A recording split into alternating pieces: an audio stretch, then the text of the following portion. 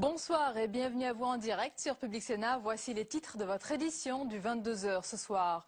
Le défi est de taille pour Nicolas Sarkozy, relancer sa campagne au moment crucial où l'opinion se cristallise. Ce soir, le président candidat a de nouveau détaillé ses idées tout en se dévoilant sur un mode plus personnel. Autre temps fort, le face-à-face avec Laurent Fabius à venir, un débat qui s'annonce vif et mordant.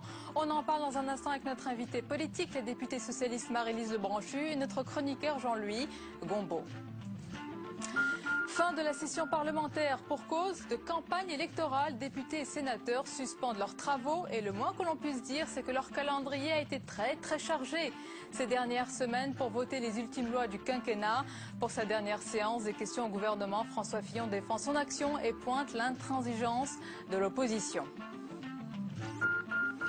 D'une campagne électorale à l'autre, aux États-Unis, 10 États choisissent en ce moment même leur candidat républicain. Qui est le favori pour affronter Barack Obama? Et de quoi parle-t-on en cette période électorale? Pas de halal de l'autre côté de l'Atlantique, non, mais de nombreux autres sujets que l'on détaillera ce soir avec l'historien François Durper. C'est tout à l'heure dans ce journal. Voilà pour le sommaire de votre 22h. Merci d'être en notre compagnie ce soir. Remobiliser ses troupes, faire oublier la mauvaise séquence de la semaine dernière et si possible, refaire son retard dans les sondages, du moins au premier tour. Ou plutôt les défis sont de taille pour Nicolas Sarkozy.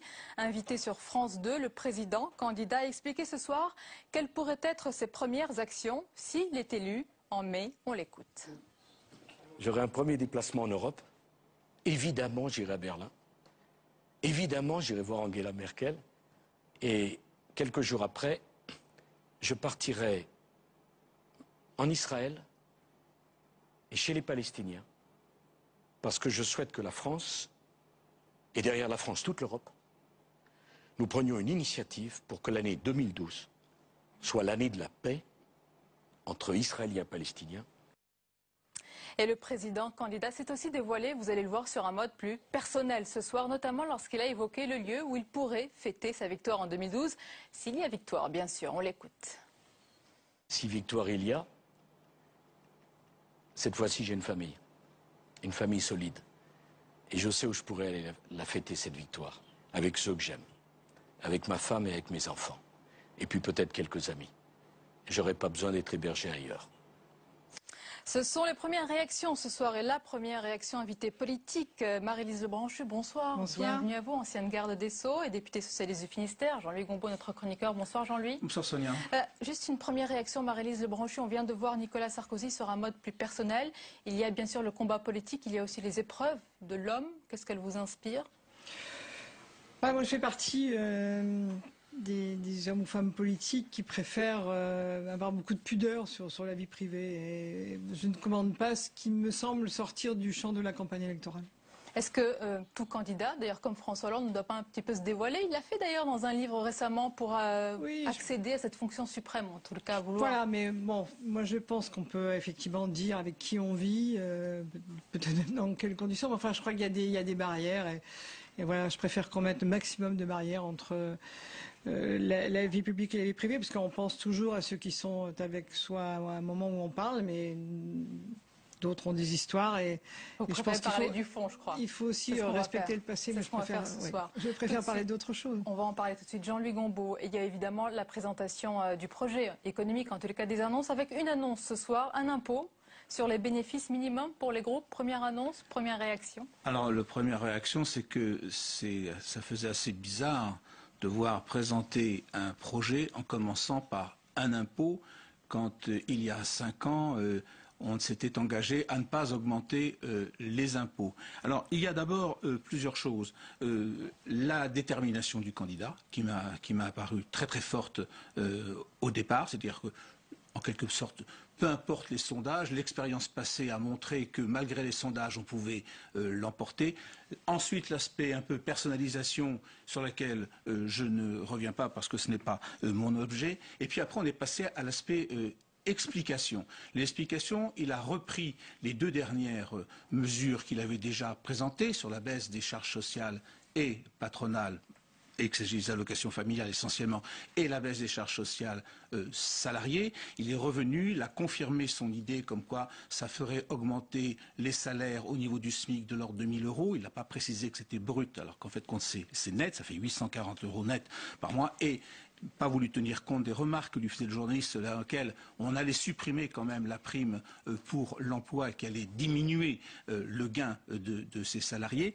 Et puis après, on est passé à d'autres mesures. Celles que vous venez de dire, c'est-à-dire ce nouvel impôt qu'il a présenté pour les grandes sociétés. C'est-à-dire, mais là, c'était assez précis dans un premier temps. Puis au deuxième temps, c'était un peu confus parce qu'on ne savait pas très bien quelle était l'assiette de cet impôt. C'était sur le bénéfice consolidé, donc faire un impôt sur un bénéfice que l'on fait ailleurs. Mais enfin, en tout cas, il a dit un impôt sur les grandes sociétés reste à déterminer ce qu'on appelle une grande société qui rapporterait de l'ordre de 2 à 3 milliards d'euros.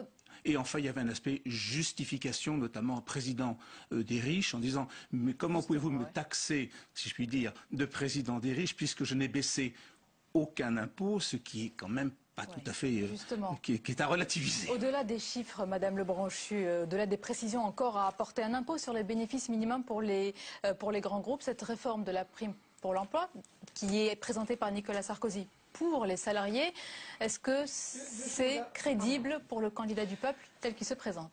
Alors moi j'étais d'abord très surprise qu'un président de la République à la fin d'un mandat, et qui plus est un président qui a été ministre du budget, disent « Je viens de découvrir que les groupes ne payent pas beaucoup d'impôts si elles utilisent toutes les niches fiscales possibles. » Je trouve ça...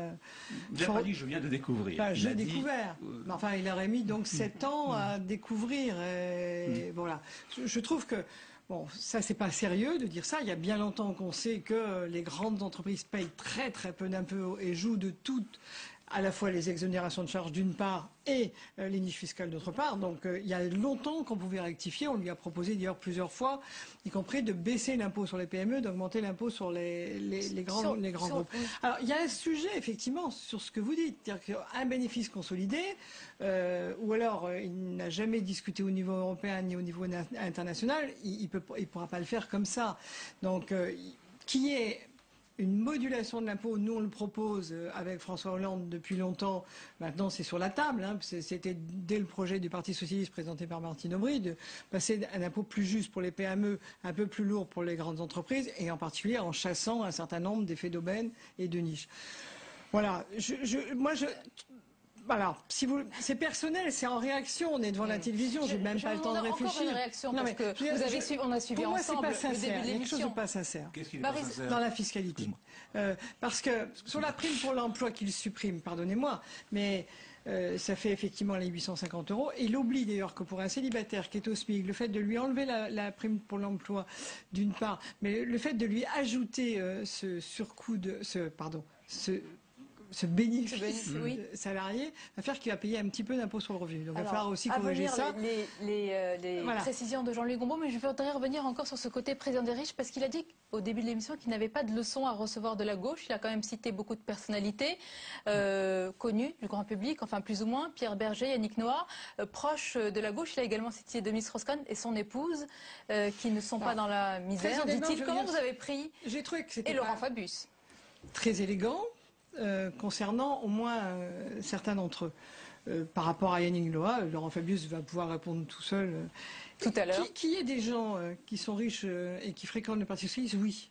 Mais il demande avec nous qu'on taxe plus. Il n'a pas le monopole des amis riches, si je peux me permettre. Tout le monde en a. Enfin, il demande avec nous qu'on taxe davantage les revenus du patrimoine que les revenus du travail. Donc ce sont des gens qui effectivement sont prêts à payer beaucoup plus d'impôts qu'ils n'en payent aujourd'hui. Voilà. Donc quand il dit je ne suis pas le président des riches, je veux dire c'est quand même difficile à entendre au moment où il a supprimé le bouclier fiscal qui n'était pas fait uniquement pour les gens qui avaient de faibles revenus. Il a baissé. Et c'est votre collègue journaliste. Il a instauré le bouclier fiscal. Voilà, pas supprimé. Puis après, il supprime le bouclier fiscal, mais au moment où il dit, bon, effectivement, la crise est violente, je supprime le bouclier fiscal, alors il fait une réforme de l'impôt. La reconversion est tardive, sinon impossible pour vous. Non, mais quand il réforme l'impôt sur la fortune, c'est-à-dire qu'il fait un nouveau cadeau comme pour compenser celui qu'il vient d'enlever. Donc je trouve que tout ça n'est pas sincère. Pour sur moi, la vision économique, il y a eu plusieurs annonces. Il y a aussi celle-ci ce soir, on l'a dit, de l'impôt sur les bénéfices minimums pour les grands groupes. Est-ce que vous voyez une vision? Est-ce qu'il y a un projet économique? Est-ce qu'il y a une vision? Alors c'est difficile parce que je pense que le style de ce genre d'émission empêche le candidat de montrer une vision, notamment avec l'exposition de graphiques, répondez-moi sur la baisse des charges sociales par rapport à la suppression de la prime pour l'emploi. Bon, chacun fait ses émissions comme il veut, mais à mon avis, ça ne permet pas de voir large, ça ne permet pas le grand écran, si je puis dire. Mais enfin, cela dit, il n'y a pas de vision nouvelle, si on peut dire les choses comme ça. D'ailleurs, je ne pense pas qu'il dit, je vais continuer à approfondir, il ne dit pas qu'il va changer de cap à l'occasion d'un second quinquennat, ce qui d'ailleurs signifierait une critique du premier, ce qui ne serait même pas électoralement parlant.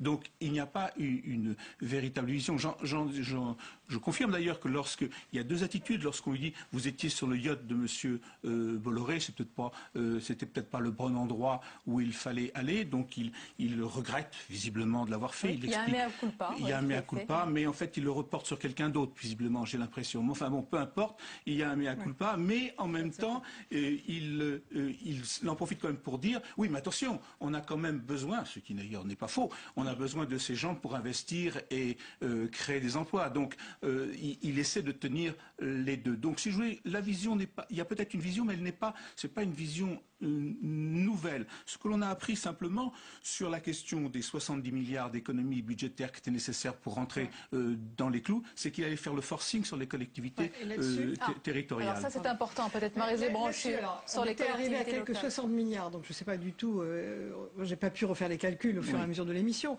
mais il dit les régions ont embauché X% de plus, je ne me souviens plus du chiffre, pardonnez-moi, sans transfert de compétences. Il oublie une chose importante, c'est que les régions gèrent maintenant tous les personnels non enseignants des collèges et des lycées pour les régions, des collèges pour les départements. Ça a été un transfert phénoménal.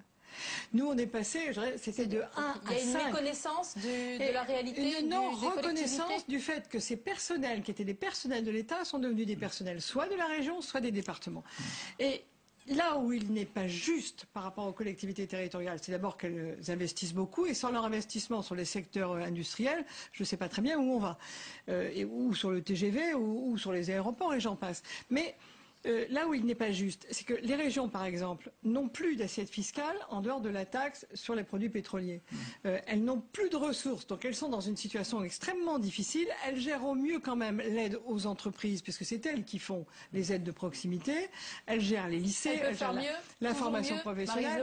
Je pense qu'il y a un moment... Est-ce qu'elles peuvent faire un effort quand même supplémentaire? Non, il y a un moment où sans assiette fiscale et en gérant tout ce qu'on vous a donné à gérer, vous ne pouvez pas faire mieux. Alors, deux questions. Et ça, c'est une vraie question pour moi, c'est que vont devenir alors les enfants dans les lycées, la formation professionnelle, les CAP, enfin, tout ce qui fait quand même la richesse de ce pays. Deux questions, c'est un débat à venir tout à l'heure. Laurent Fabius, le rival d'hier, devenu principal atout de François Hollande, la confiance est totalement rétablie entre les deux hommes. Vous qui connaissez bien Laurent Fabius? Oui, on a passé une journée ensemble sur le terrain la semaine dernière. Oui, elle est totalement rétablie. Et puis, il y a aussi une grande envie chez Laurent Fabius de voir François Hollande réussir, parce que c'est incroyable. Il est comme beaucoup, non, parce que je pense que Laurent Fabius est un homme d'État. Et il aime la responsabilité, il aime sa République. Personne n'a la mémoire courte, tout le monde connaît leur inimitié. Mais je veux dire qu'importe, il y a un moment donné où, peu importe ce qu'on a pu penser l'un de l'autre, quand l'un est en situation de gagner, alors c'est celui-là qu'il faut aider, et il faut l'aider. Et Laurent Fabius fera tout pour que François Hollande réussisse, parce qu'il pense que pour la France, il vaut mieux que ce soit François Hollande qui réussisse que Nicolas Sarkozy. Une petite question, mais elle est un peu cynique, il pense aussi à un Marocain, non? Honnêtement, je ne crois pas que ce soit son souci. Alors vous êtes aussi, Marie-Lise Lebranchu, impliquée dans la campagne. Vous avez pris la parole lors du discours de François Hollande à Dijon. Est-ce que, comme beaucoup de socialistes aussi, vous découvrez ou vous redécouvrez François Hollande? Oui, je crois que moi j'ai eu c'est pas une révélation parce qu'on le connaît, François Hollande, depuis longtemps, mais je pense qu'il a changé, j'ai envie de dire de peau, pardonnez-moi, entre le moment où il était candidat aux primaires et où il est devenu candidat à la présidentielle. Et le discours du budget, je l'ai trouvé structuré. Du Bourget, pardon, je sais plus. Il a fait sa mue. Voilà. Et surtout le discours de Dijon sur la République, en faisant une parfaite référence à l'histoire, je l'ai trouvé très intéressant sur justement la vision de ce que peut être la France du XXIe siècle. Il est donc différent d'aujourd'hui. Finalement, ce n'est plus quelqu'un de normal. Comme il a dit, on ne peut pas rester normal quand on pense à accéder à la fonction suprême. On n'est plus il a beaucoup le même. travaillé, il continue à travailler beaucoup. Et il a vraiment envie de dessiner, j'ai envie de dire, une histoire à venir, quelle horreur, de la France. Merci beaucoup Maryse Lebranchu. Peut-être un mot, Jean-Louis, pour terminer, pour conclure de ce que vous avez vu ce soir. Sur le RSA. Oui, important. C'est une proposition nouvelle puisqu'il a parlé d'une évaluation annuelle des gens qui recevaient le RSA. Et puis il a confirmé l'idée qu'il devrait faire 7 heures rémunérées sur la base du SMIC, 7 heures par semaine. Il a lié quand même le versement du RSA à l'exercice de ces 7 heures proposées aux bénéficiaires du RSA. Qui va payer le salaire des 7 heures? J'ai pas bien compris. Alors il a dit que l'État. Il a parlé de budget, on lui a posé mais d'où ça vient, il a dit c'est budgété. Il manque déjà beaucoup d'argent dans les départements. Des précisions sans doute que Nicolas Sarkozy en donne encore ce soir. Maryse Lebranchu, merci beaucoup d'être intervenue à chaud, si je peux me permettre de le dire comme ça, ce soir. Merci beaucoup Jean-Louis pour votre analyse. On va parler à présent des doutes, ceux de la majorité en ce moment, puisque certains, l'UMP, n'hésitent plus à critiquer haut et fort la stratégie de campagne de Nicolas Sarkozy, notamment quand il s'agit d'évoquer la polémique autour de la viande halal et cachère qui monopolise, vous le savez, depuis quelques jours le débat. On voit tout cela avec Florence Maurice. C'est le député Lionel Lucas qui a crevé l'abcès. 15 jours après son entrée en campagne, Nicolas Sarkozy est toujours distancé dans les sondages. La faute à l'entourage du président, selon le député des Alpes-Maritimes. Un entourage trop jeune, pas expérimenté. Ce matin, à la réunion du groupe de l'UMP au Sénat, Jean-François Copé veut croire à un malentendu. Sans doute un moment d'égarement. Lionel Lucas est un excellent ami. Chantal Joanneau préfère la contre-attaque. Je ne souhaite vraiment pas que Lionel Lucas soit le porte-parole de cette campagne. Je préfère, sans comparaison, Nathalie Kosciusko-Morizet. N'empêche, la liste des couacs de campagne se multiplie. Polémique sur une possible nomination de Jean-Louis Borloo à la tête de Veolia. Bourde de Nathalie Kosciusko-Morizet qui estime à 4 € le prix d'un ticket de métro. Et puis cette image d'un Nicolas Sarkozy chahuté à Bayonne. Cette campagne paraît être mal engagée. Je crois qu'il est grand temps que le président aborde les vrais grands sujets. C'est sur ce terrain-là qu'il est notoirement le meilleur et qu'il a des propositions intéressantes à faire, qu'il les fasse et qu'il les fasse rapidement. Dans le collimateur des sénateurs, les propos de Claude Guéant et de François Fillon sur la viande halal, un thème qui monopolise le débat au point de rendre inaudible le projet UMP. Le halal, à mon avis, tout ça, il y a des sujets plus importants, hein, le chômage et la sécurité. Enfin, moi, je parle surtout emploi, social, santé, territoire. Tous attendent avec impatience le rendez-vous de dimanche à Villepinte. Ils le savent, Nicolas Sarkozy jouera gros au cours de ce meeting, celui qui doit enfin lancer sa campagne. Et la suite du 22h avec tout de suite tout ce qui vous a échappé dans le reste de l'actualité. Regardez, c'est le tour de l'info. Il est préparé par Cécile Sixou.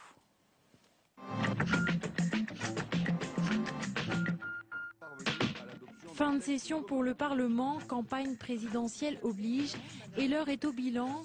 Beaucoup de lois annoncées n'ont pas vu le jour, parmi elles la réforme de la dépendance, la règle d'or ou encore le référendum d'initiative citoyenne et parlementaire. Certes, il y a des lois qui ont été engagées et dont on n'a pas pu achever la discussion, mais toutes celles que le gouvernement et le président de la République voulaient voir voter l'ont été, et ça c'est à l'honneur du gouvernement. Le passage à gauche du Sénat explique le blocage de certaines réformes, mais ce sont surtout des choix politiques qui en sont la cause. Au total tout de même un bilan record, 264 textes ont été votés en 5 ans. Jean-Pierre Bel veut un Sénat exemplaire. Il a annoncé ce matin un plan d'économie pour la Haute Assemblée et les sénateurs, premiers sollicités, vont devoir se serrer la ceinture. La réduction de leur train de vie permettra de mettre de côté 2,4 millions d'euros. Ils devront également rendre public leurs activités et intérêts. Au total, le président du Sénat souhaite ainsi réduire de 3% le budget, soit 20 millions d'euros. Finalement, le Parlement a dit oui. Les députés ont adopté cet après-midi la loi sur l'usurpation d'identité, un texte pourtant au cœur de vifs débats entre la majorité à l'Assemblée et la gauche au Sénat.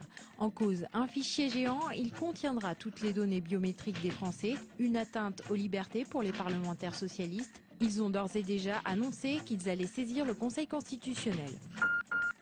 Nicolas Sarkozy ou encore Marine Le Pen sur un lit d'hôpital bardé de tuyaux. C'est la campagne choc lancée par l'association pour le droit de mourir dans la dignité. Des photomontages pour interpeller les candidats à la présidentielle sur un thème, l'euthanasie. Tous les candidats visés par les affiches se sont prononcés contre cette pratique. Aux États-Unis, les républicains appelés aux urnes dans 10 États, c'est ce qu'on appelle le Super Tuesday. L'objectif, départager le modéré Mitt Romney en tête des sondages de l'ultra-conservateur Rick Santorum, Ron Paul et Newt Gingrich. À travers ce vote, Mitt Romney espère asseoir sa domination, car pour le moment, aucun candidat ne s'affirme clairement.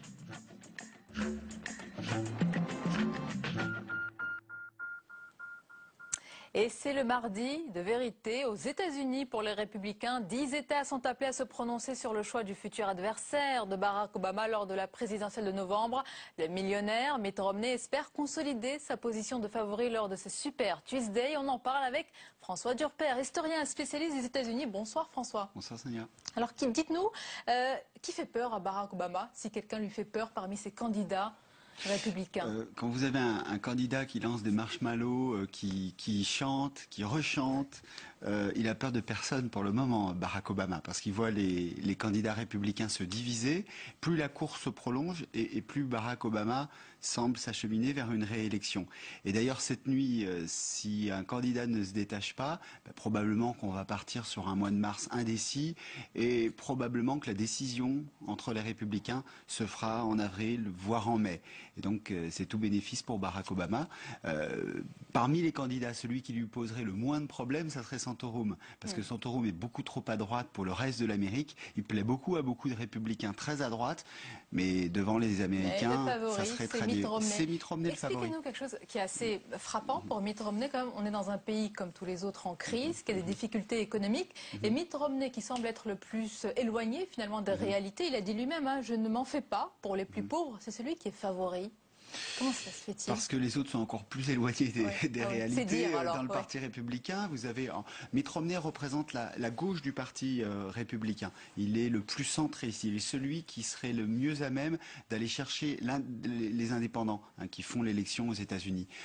Santorum, il est beaucoup trop à droite. C'est le héros du Tea Party et ce Tea Party garde une influence idéologique à l'intérieur du Parti républicain. Cette nuit, contrairement à ce que la presse a pu dire toute la journée, ça ne sera pas décisif. Pourquoi? Parce que le Super Tuesday, cette année, c'est pas 25 États comme il y a 4 ans, c'est 10 États. Et il y a une différence avec il y a 4 ans, c'est qu'on n'est plus dans un scrutin majoritaire, mais dans un scrutin proportionnel. Donc la différence ne se fera pas cette nuit. En revanche, on aura certaines indications, notamment l'Ohio, qui est un État crucial, que les républicains devront gagner s'ils veulent battre Barack Obama. Et donc si Mitt Romney gagne l'Ohio, mais ça sera décisif.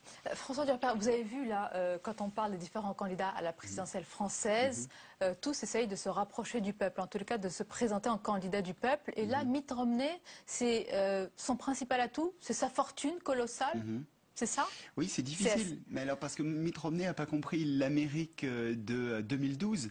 Mitt Romney, il fait une campagne à l'américaine classique où, normalement, aux États-Unis, on n'a pas peur de l'argent. Ça lui réussit, apparemment. On n'a pas peur. L'argent lui réussit. C'est vrai que, par exemple, en Floride, il arrive très très loin. Il n'est pas du tout favori, mais il a beaucoup plus d'argent que ses adversaires. Il y a notamment cette année les Super PAC. C'est un peu difficile à expliquer en quelques secondes, mais ça veut dire qu'on est capable de dépenser énormément d'argent pour faire de la publicité négative contre ses adversaires. Et donc la publicité négative est en train de faire l'élection. Mitt Romney est devant aussi parce qu'il a plus d'argent que Santorum. Ça, c'est incontestable. Mais il ne faut pas le dire. D'habitude, on peut dire qu'on est riche. Cette année, on voit bien qu'à chaque fois que Mitt Romney fait une gaffe sur l'argent, on lui reproche. et dans le Parti républicain. Vous imaginez s'il y a quelques années, on avait dit que l'argent allait être un tabou, afficher le fait d'être riche allait être un tabou aux États-Unis, mais c'est que c'est la crise. La question iranienne s'invite de manière explosive dans la campagne américaine. De nombreuses voix appellent à une intervention militaire contre Téhéran, notamment il y a des lobbies, il y a aussi Israël. Est-ce que c'est un enjeu de cette campagne ? C'est un enjeu indirect. Jamais dans l'histoire des États-Unis, la politique étrangère n'a été un enjeu. Jamais, même pendant la guerre froide. En revanche, si la crise s'approfondit avec l'Iran, le baril de pétrole augmentant, c'est plus un enjeu de politique étrangère, c'est un enjeu de vie quotidienne des Américains. À la limite, c'est presque le seul espoir des républicains. Barack Obama voit sa situation économique s'améliorer. En revanche, s'il y a une crise en Iran, eh bien ça pourrait totalement redistribuer les cartes d'ici novembre prochain. En un mot, est-ce que Barack Obama, je ne sais pas si vous êtes dans le secret, mais est-ce qu'il se prépare déjà à cette campagne? Est-ce que son camp est déjà mobilisé? Est-ce que déjà les troupes sont en marche? Tout à fait, les troupes sont en marche, l'argent commence à être levé et l'argent commence à être dépensé. C'est-à-dire qu'on parle beaucoup des spots de publicité négative entre républicains, mais Barack Obama et son équipe commencent les spots de publicité négative contre leur adversaire et eux ont déjà choisi, ont déjà déterminé que le vainqueur de l'élection chez les Républicains, ça allait être Mitt Romney. Merci beaucoup François Durper. Vous revenez, on en reparle bientôt et bien sûr évidemment de cette élection présidentielle qui arrive en même temps. C'est assez incroyable avec l'élection française. Merci à vous. Merci, on va revenir justement sur ce soir l'intervention de Nicolas Sarkozy et sa prestation sur France 2. De nombreuses annonces mais aussi, on vous l'a dit tout à l'heure, un mea culpa sur de nombreuses actions de début de quinquennat. On voit tout cela avec Mounir Soussi. C'est par 45 minutes de mea culpa que Nicolas Sarkozy a débuté l'émission. Se voulant complice, il est revenu sur l'épisode du Fouquet's et promet un autre comportement. Si victoire il y a, cette fois-ci j'ai une famille solide. Et je sais où je pourrais aller la fêter cette victoire, avec ceux que j'aime, avec ma femme et avec mes enfants. Et puis peut-être quelques amis. J'aurais pas besoin d'être hébergé ailleurs. Se positionnant en challenger, presque en combattant, il réplique quand David Pujadas l'interroge sur des sondages qui ne décollent pas. Mais je me demande pourquoi vous m'avez invité alors. Et qu'est-ce que vous êtes en train d'expliquer, monsieur Pujadas, aux Français qui nous regardent, qui n'ont pas besoin de faire d'élection? C'est ça que vous êtes en train d'expliquer? Mais c'est sur la gauche qu'il est le plus virulent et lui renvoie l'accusation de proximité avec les milieux de l'argent. Je vois que dans certains meetings, il y a des chanteurs, anciens sportifs, qui ont passé toute leur carrière en Suisse. Ça ne gêne pas de les inviter et de s'afficher avec eux. Vous voulez que je prenne des leçons de qui? Et par ailleurs, Dominique Strauss-Kahn, marié avec Anne Sinclair, remarquable journaliste. D'après ce que j'ai vu, des images que vous avez montrées, je n'ai pas l'impression qu'ils vivent dans une pauvreté absolue. Je vais débattre tout à l'heure avec Laurent Fabius, un homme pour qui j'ai respect, estime et considération. Je ne pense pas qu'il soit l'incarnation d'une France pauvre. Un candidat à l'offensive sur les thèmes qui lui sont reprochés depuis le début de son quinquennat et un mea culpa sans doute le prélude à un livre dans lequel il reviendra sur les erreurs de son mandat. Voilà, et on referme ce journal avec donc cette prestation ce soir. Le défi était de taille pour Nicolas Sarkozy. Relancer sa campagne au moment crucial où l'opinion se cristallise ce soir. Le président candidat a donc de nouveau détaillé ses idées tout en se dévoilant sur un mode plus personnel. Il y a eu également des annonces puisque le président candidat veut diviser par deux autour de 100 000 le nombre d'immigrés accueillis chaque année en France. Il veut également créer un impôt sur les bénéfices minimums pour les grands groupes du CAC 40. Objectif, dit-il, rapporter entre 2 à 3 milliards d'euros de recettes annuelles. Voilà pour toutes ces informations. Restez avec nous sur Public Sénat. Tout de suite, votre émission politique preuve par 3. Et je vous souhaite une très belle soirée sur Public Sénat. À demain, avec plaisir.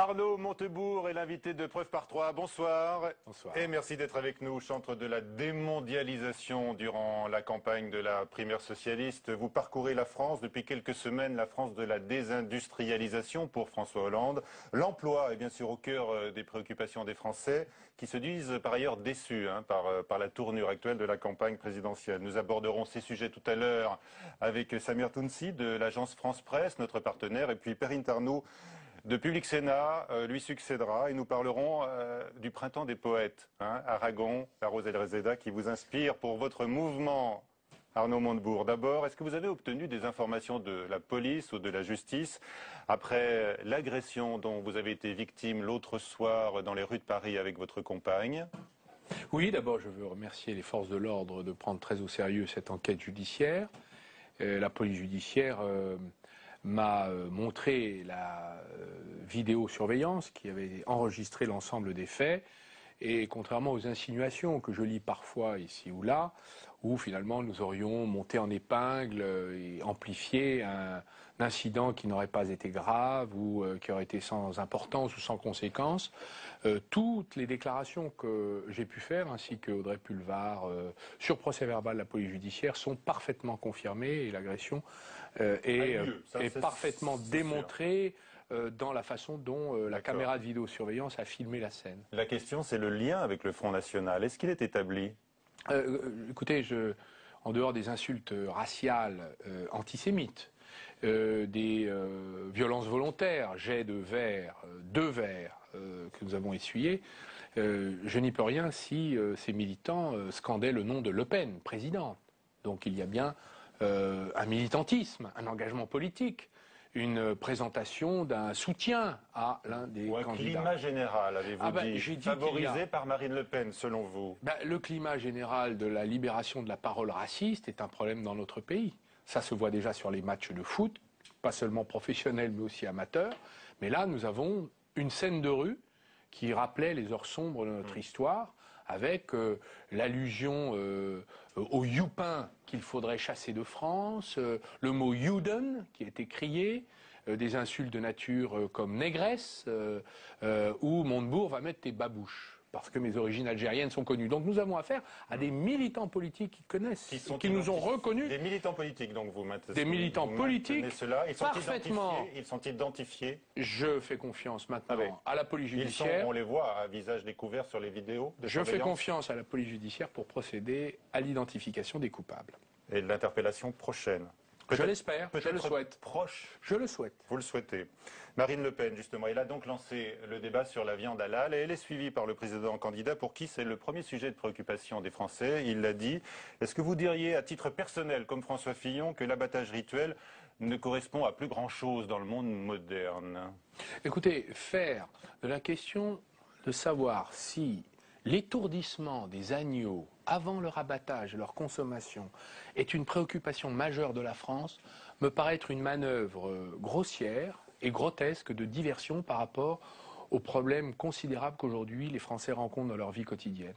Nous avons perdu 750 000 emplois industriels sur le territoire. Je fais un tour de France. Je fais un tour de France de la désolation, de la désindustrialisation. On ne parle pas de la viande halal. Nous avons perdu 900 usines en 3 ans qui ont fermé dans notre pays. Et vous avez un président de la République qui refuse de faire la moindre proposition de stratégie de sortie de crise et qui préfère amuser la galerie avec des histoires d'étourdissement d'agneaux et de moutons qui, je le rappelle, relèvent de rites religieux qui ne regardent pas l'État. L'État a pour mission de garantir